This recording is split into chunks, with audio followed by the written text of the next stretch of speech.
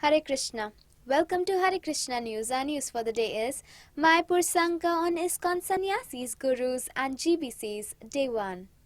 On 6 February, over 80 of ISKCON's most senior leaders and preachers from across the globe gathered in Sri Dhama Mayapur for 3 days of association, contemplation and in-depth discussion in response to Srila Prabhupada's directive to find unity in diversity. Leaders representing India, Africa, Russia, Europe and the Americas were present in making it truly an international gathering. Facilitated by a member of the strategic planning team SPT, the day began with devotees sharing in group stories of what they have witnessed other devotees doing over the past 2 years that has inspired them. This proved to be an uplifting session where, among others, examples were given of unknown or unsung devotees performing incredible feats in the service of Srila Prabhupada and ISKCON.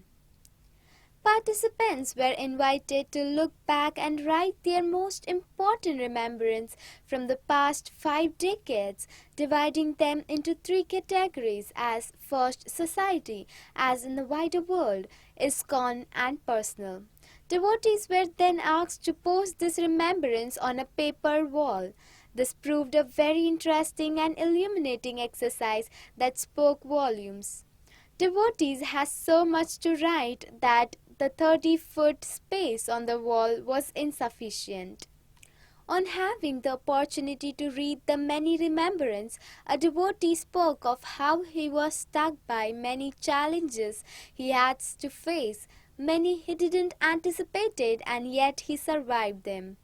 He continued that we need to remain vigilant, careful to make fewer mistakes, as mistakes, large or small, have consequences. Another observed that whatever is going on in the wider world has an impact on ISKCON. We need to step back, see what pattern emerge when we look at our past, and as leaders, be vigilant and intelligently take care of the issues brought to light. In general, the participants feel ISKCON is more organized now as it was in the past and unanimously agreed that the most significant trend is how apparent Srila Prabhupada's mercy has been throughout the last 5 decades. After an energetic and enthusiastic few hours, the morning session successfully concluded. After lunch, the facilitator led the group into a discussion and analysis of the trends. The morning had identified, recognizing that the trends within ISKCON and in the world around it have had an impact on its outreach and growth. Devotees formulated their thoughts and wrote them onto another paper wall. Reading the observation, participant was concerned, among other things, on the trend they were seeing on diminishing standard in the movement as they continued to move from a temple-centric to congregational-based movement.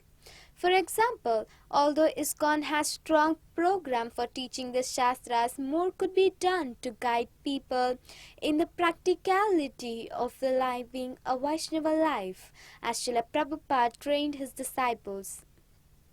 It was also noted that trends in the wider world have both positive and negative effect for ISKCON, and that these trends could be perceived differently in different part of the world, which has differing cultural influence. The afternoon discussion was energetic and laid the foundation for stimulating discussions for the days ahead. Based on feedback from many of the participants, the day was a great success, and several senior devotees pointed out a manifestation of Srila Prabhupada's instruction that ISKCON's senior leaders come together every year in Mayapur to discuss how to serve ISKCON by the spirit of unity in diversity. This ends our news for the day. For more news, stay tuned to Hare Krishna News. Thank you very much. Hare Krishna.